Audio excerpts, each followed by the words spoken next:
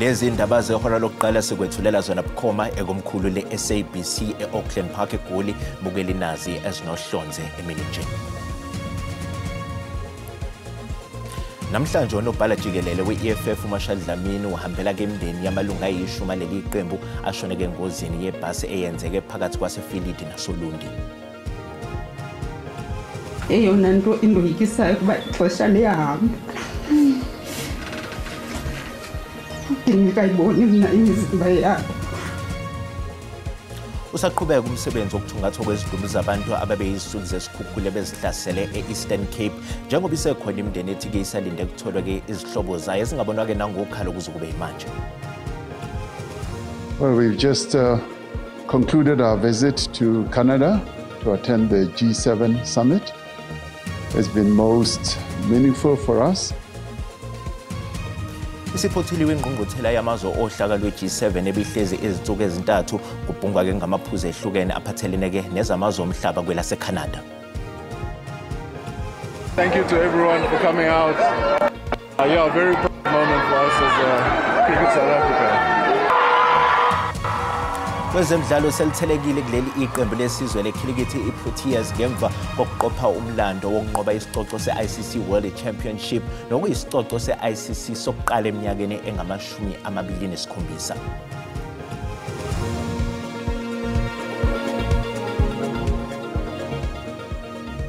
Ukuthola kube kwembukeli ngiyakwamukela ezindabeni zehora lokuqala ezingunqa phambili kanti futhi-ke zihamba phambili la ku-SABC 1 Mzansi for sure kanjalo-ke nakwe-SABC Lihaye. Igama lami nginguDaud Phungula.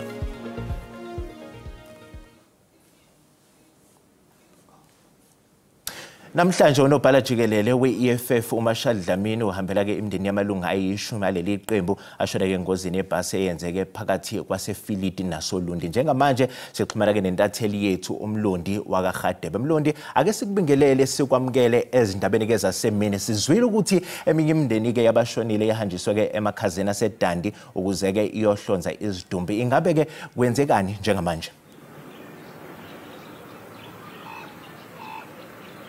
Ngibingelele umlaleli ekhaya. Isimo njengamanje sisenzima kulabo abalahlelwe izihlobo zabo njengoba sazi ukuthi balaphayana emakhazeni eDandi la beyohlonza khona izihlobo zabo, kanti okwamanje nathi silindele yona i-EFF ukuthi ikwazi ukuhlangana nathi njengoba bekade bethembise ukuthi bazosihambisa emndenini. Kodwa-ke si-SABC sesizamile ukuthi sithole amanye amalungu emndeni ukuze sikwazi ukwavakashela. Njengamanje uma siseda lapha nawe sizokwazi ukuthi siphokophele lapho kulawo malungu athe wona asinda engozini njengoba sazi ukuthi ibhasi belikade lisuka laphana eKing Zwelithini Stadium emgubheni wosuku lwabantu abasha nokutheni ngesikhathi isisondele lapha endaweni yaseFilidi kwaba yilapho-ke ethe khona yashayisana khona neloli ebelithwele amalahle kwase kulimala abaningi. Kodwa-ke izolo sithe siyolala bese abawu-39 bese bededeliwe ezibhedlela, kwasala abathathu esibhedlela saseFilidi nokuyimanje labo kuthiwa nabo bangase badedelwe noma inini njengoba kuthiwa abalimele kakhulu, ngoba sithe masikhuluma ne-EFF izolo yakuveza futhi ukuthi-ke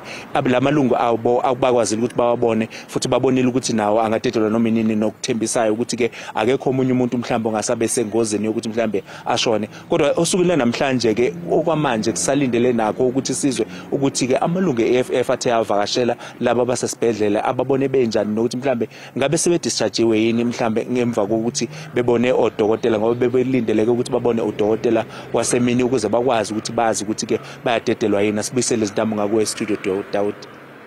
Sibonga kakhulu iyona-ke intatheli yeziko lezindaba ze-SABC uMlondi wakaRhadebe khona-ke laphana-ke Filidi osibikela-ke ngalo-ke lolu daba olubuhlungu kakhulu oludlule emhlabeni-ke namalungu-ke alishumi eqembu layo-ke laphana-ke i-EFF. Lolu daba eselilandelela kakhulu njengezindaba ze-SABC. Ngakho mbukela uhlala-ke nezindaba ze-SABC ukuthola-ke ukusuka nokuhlala malungana-ke nalo lolu daba.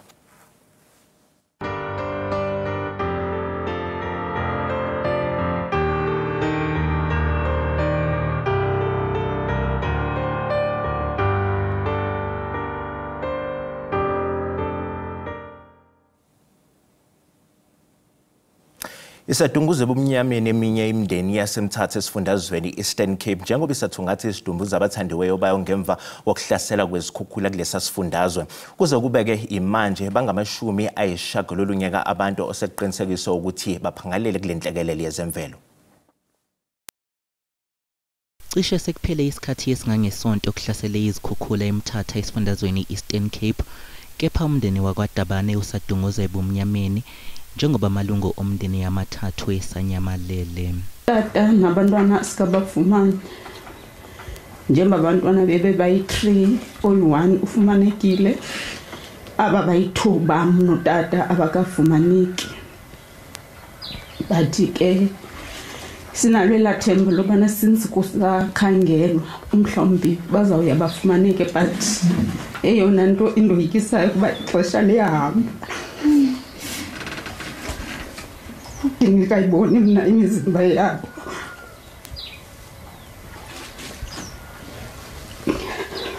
Nsuku zonke lona wesifazane uqiqa emakhazeni ngethemba lokuthola izimpendulo, kepha nalo lelo themba silithanda ukushabalala.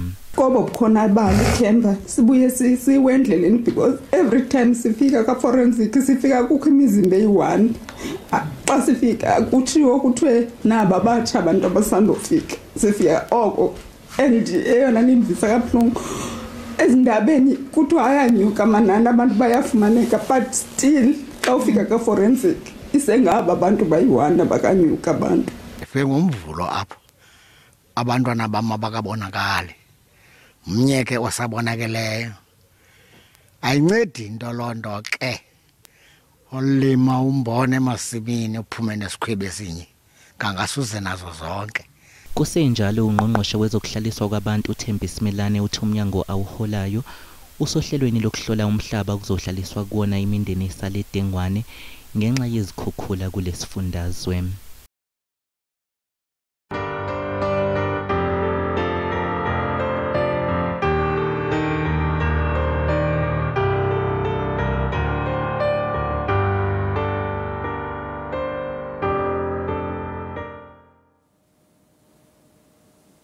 Iphothule yokwelaseCanada ingqungquthela yamazwe ohlaka lwe-G7 ebihlezi izinsuku ezintathu kubhungwa ngamaphuzu ehlukene aphathelene nezamazwe omhlaba. Umengameli waseNingizimu Afrika uCyril Ramaphosa uyena kuphela umholi wase-Afrika obemenywe ngokukhethekile kule ngqungquthela yamazwe ayi-7 acebile emhlabeni jikelele. Engqungqutheleni ebibanjelwe eKanaanaskis umengameli Ramaphosa uhlinzekwe nangethuba lokuhlala kwezinye zezithangami zamakomidi engqungquthela obekubhungwa kuzo ngamaphuzu ehlukene. Phakathi kwamaphuzu eincomo enziwe umengameli Ramaphosa kubaholi be-G7 kube udaba lokuthi ngabhekona kanjani nokuguquguquka kwesimo sezulu okushaya kuzwele kakhulu emazweni akhe lesifunda seSADC lapha eAfrika kanye naseyifundazweni ezifana nase-Eastern Cape kanye naKwaZulu-Natal. We put that firmly on the global agenda, that there should be sufficient funding for incidents such as those as they happen on a repeated basis, particularly in our sub-region in SADC, but more importantly, in 2 of our provinces, KwaZulu-Natal and the Eastern Cape have suffered over just the past few years repeated incidents of destruction from floods and also droughts in part of the Western Cape. Umengameli Ramaphosa uzwakalise nokugculiseka kwakhe ngokuqiniswa kabusha kohlelo lokubambisana nobudlelwane phakathi kwezwe laseCanada neNingizimu Afrika olufaka phakathi nokulandela uhlelo lomgomo wokuthuthukiswa kwezwekazi eAfrika. Uphinde wasebenzisa ithuba lengqungquthela ye-G7 ukubhunga kafushane nabaholi abathile bamazwe aphinde abe ngaphansi kohlaka le-G20 njengoba lengqungquthela yayo yakulonyaka izobe isingethwe iNingizimu Afrika. Iphini likaMengameli wezwe uPaul Mashatile ukwelaseRussia ngemizamo yokuqinisa ubudlelwane bezohwebo aphinde aqhakambisela kuleli njengezwe lotshalomali. Njengengxenye yalolu hambo uzohlangana ke nabaholi bamabhizinisi omhlaba emhlanganweni iSt Petersburg International Economic Forum. Inhloso yokuvakasha kwephini likaMengameli uPaul Mashatile kungukuyoqinisa ezomnotho nezohwebo phakathi kweNingizimu Afrika neRussia okuzogxila kakhulu ezimbonini zezolimo, ezezimoto, ezamandla nezimayini kanye nokubambisana kwezesayensi nobuchwepheshe. Inzuzo yezohwebo ibiloku ikhula kancane kancane phakathi kwamazwe yaze yedlula u-1.2 billion wamadola aseMelika ngonyaka odlule, kanti enye ingxenye eyodwa ivela embonini yezolimo. IMoscow ibiloku ikhulisa ubudlelwane bayo nabalingani bayo abangasibo abasentshonalanga kanti ngapha neningizimu Afrika inentshisekelo ukuthumela okuningi eRussia. UMashadile uzovakashela amadolobha amabili aseRussia, iMoscow neSt Petersburg, ukuthamela izingxoxo ezisezingeni eliphezulu kanye nemisebenzi ezokuxhumana kwezomnotho. UMashadile uzohlangana noNdunankulu waseRussia uMikhail Mishustin eMoscow kanti eSt Petersburg uzohambela ingqungquthela ezomnotho yamazwe angaphandle. UMashadile kulindele ukuthi abambe iqhaza emcimbini obalekile walesithangamso umhlangano wesigungu esiphezulu kanye nomengameli waseRussia uVladimir Putin. Kanti uphinde wamenywa ukuba abe isikhulumi engxoxweni yamabhizinisi aseRussia Africa. Kulonyaka ingqungquthela ezomnotho yamazwe ngaphandle ibanje ngaphansi kwesihloko esithi Shared Values, the Foundation of Growth in a Multipolar World. Ngakolinye uhlangothi iphini likaMengameli lilindele ukuthi lethule inkulumo yomphakathi eNyuvesi iSt Petersburg State. Bokeleke sisasiqu ezitolo kanti uma sibuya sizokuphathela udaba oluthi yanga ibhayili le ingathi applyela umfana angeke sive kamnandi ba angayifumana. Inkantolo yemantshi yaseRuderport isihlehlisela umhlazi engama-24 kwephezulu icala lomlisa oneminyaka engama-39 osolwa ngokubulala intombazane ebineminyaka eyi-18 uLikhona Force.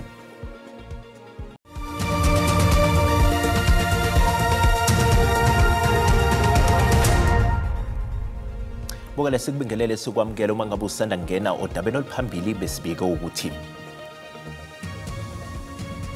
namhlanje unobhala jikelele we-EFF uMarshall Dlamini uhambele emndeni yamalungu ayi-10 leli iqembu ashoneke engozini yebhasi eyenzeke phakathi kwaseFilidi nasoLundi. Bokele sikhumbuza ukuthi lezi ndaba ziyatholakala ku-YouTube naku-SABC Plus ngena kuzozicinge ngamagama athi SABC izindaba nakanjani uzozithola ngomnjalo bazo. Umholi we-MK Party uJacob Zuma uhlonze ukuthi kungenzeka ukuthi kuningi kube nomthelele ngesinqumo sokwehlisa esikhundleni kobe ngunobhala jikelele weqembu uFloyd Shivambu. Embuthaneni wakamumva ubuse Clement ophiko lwentsha lweqembu uZuma uthe i-MK Party ayisungulelwe kabagaqela imali ke uShivambu usekhipheke isimemo ke sesithangami nabezindaba iMidrand kusasa. Emasontweni amabili edlule iqembu le-MK lamemezela ukuthi lo wayengunobhala jikelele walo uFloyd Shivambu uzothunyelwa ePhalamende likazwelonke. Isizathu salesi sinqumo bathi uShivambu wathatha uhambo olungagunyaziwe lokuvakashela umfundisi uShepherd Bushiri ngempelasonto yePhasika nokuthi isenzo sakhe asihambisananga nomthethosekelo weqembu. Ngosuku lesimemezelo umholi weqembu umnumzana uJacob Zuma waze wathi iqembu selithole izikhalo zeningi ngalolu daba. uShivambu wathi uyasemukela isinqumo seqembu.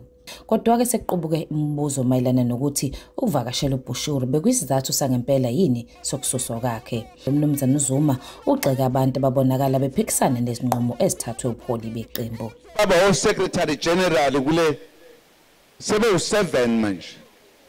Ngoba sidlali. Noma ngabe uzazi ukuthi umkhulu uyathandwa wikho konke we don't care. We talk about our party. Yize ngazange agagule uShivambu ngegama uZuma uthi abosuswe esikhundleni esithize basuswe ngenxa yezenzo ezimbi zokungasiphathi kahle. Uma sithi akaphume lo asisho ngoba simsukela nje. Nizwa kahle. Kodwa ngeke simtshene ngoba asifuni ngcolisa amagama abantu. uShivambu akakaze abonakale noZuma selokhu asuswe ebuholini beqembu. Wendaba ze-SABC ngu-Ayanda Mhlongo eThekwini. Inkantolo yemantshi yaseRuderport isihlehlisela umhlazi ngama-24 kwephezulu icala lomlisa oneminyaka engama-39 osolwa ngokubulala intombazane ebineminyaka eyi-18 uLikhona Force. Umndeni kaLikhona Force uthi namanje kusenzima ukwamukela ukuthi abasophinde bambone othandiweyo wabo kanti banxusa umbuso ukuba unqabele ibhayili umsolwa ukuze angalitholi ithuba lokuphuma ejele. Kodwa into esicela kakhulu emthethweni kaHulumende yanga ibhayili le ingathi applyela umfana angeke sive kamnandi ba angayifumana ngoba thi asiyifamily yakwaForce akumnandanga kuthi. Ukhulumeli NPA eGauteng uthi bazozama ngakho konke okusemandleni ukuphikisana nokudedelwa komsolwa ngebheyili. Well, it was a brief appearance, one against Mduduzi Mnisi, facing a count of murder related to the killing of Likhona Fosse. The matter has been postponed to Tuesday, the 24th of June, for a formal bail hearing. He has indicated in court his intention to apply to be released on bail. And we can confirm as the NPA that we will be opposing his release on bail. Ukhulumela umnyango wezemfundo eGauteng uthi bazoqhubeka ngokuhlinzeka ngosizo lokweluleka ngokwengqondo kwabafundi kanye nomndeni kaLikhona. We've been providing psycho support, since this incident occurred. But with the counseling, it's not a once-off process. Our officials are continuing. We have a sister department, social development as well, because they offer to support. Umsolwa uzogcinwa esitokisini kuze kube uvele enkantolo ngokuzayo. Njengoba iqhubeka nokugxekwa nje iNPA ungqongqoshe wezobulungiswa nokuthuthukiswa komthethosisekelo uMamloko Kubayi ukuvumile ukuthi izikhona izingqinamba olubhekene nazo lolu phiko olushushisa amacala omphakathi. Ungqongqoshe wezobulungiswa nokuthuthukiswa komthethosisekelo uvele ngaphambi kwekomiti elibhekele umnyango wezobulungiswa. Yena kanye nethimba lakhe elisuka eminyangweni wezobulungiswa elibandakanya neNPA baveze inhlelo zabo zokusebenza zonyaka kanye nesabelo mali. MK Party kanye neEFF bebefuna ukuzwa ukuthi inhloko yeNPA izosulanini esikhundleni njengoba bengeneme ngomsebenzi wayo. Nokho yona imekwe lokuthi ayizusule esikhundleni. So I want to say that as the national director, I will not be stepping down because I believe that we are doing a really good job. And I will continue with my really good team to serve only the people of this country as we have been. Ungqongqoshe wezobulungisa uncome iNPA ngendlela eqhubeka ngayo uhlelo lwayo lokuqasha nelokuqeqesha abashushisi.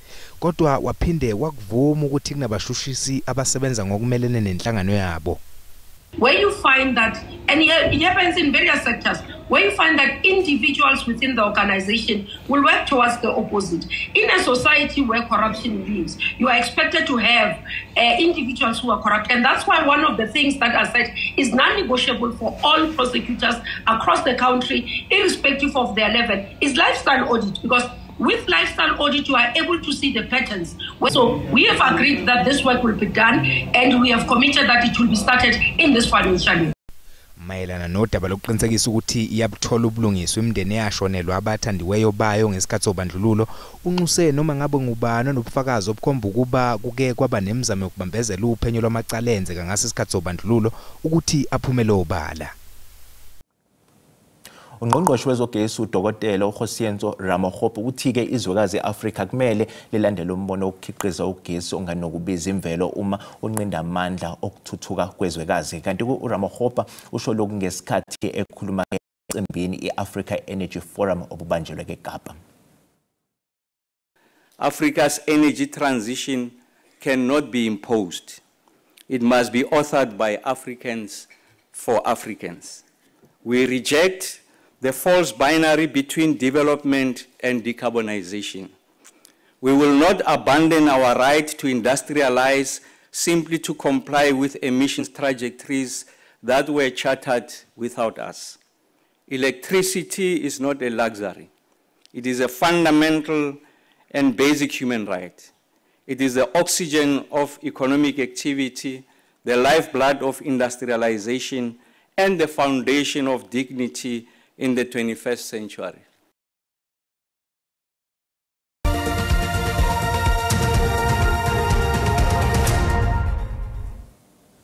Bukelekani kwezemidlalo selithelekile kuleli iqembu lesizwe lekhilikithi iProteas ngemva kokuqopha komlando ukunqoba isicoco seICC World Test Championship nokuyisicoco seICC sokuqala eminyakeni engama-27.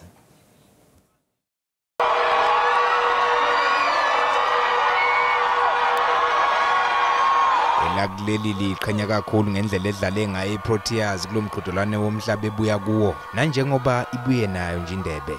Abadlali beProteas babonga baphezi ngendlela abasekwe ngayo. Very happy. This is beautiful to see. Thank you to everyone for coming out.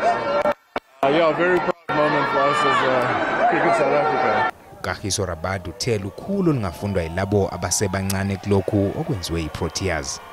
Hopefully they'll see this something and be inspired to do great things in the future. It's awesome. Playing for South Africa is a privilege, it's an honor, and to see how much people appreciate the work that we do is job done. Injabulo ibibhalwe emehlweni kubalandeli bekhilikithi njengoba bebehlangabeze ompetha bomhlaba. No, I mean, from my side, as one of their fans, I want to say congratulations to them and big ups to South Africa for rallying behind the team. It's been long coming. We've been crying since 1992. We've been to semi-finals, we've been to quarter-finals. They are really putting us on the spotlight. I hope the next coming World Sport, they take the cup again back to South Africa. That's our wish. iProteas izosingatha ukubungazwa kokunqoba kwayo kusasa eNelson Mandela Square, Sandton City. Buka lo mhlahlo wesimo sezulu uyalandela emva kwekhefu, unganyakazi siyabuya.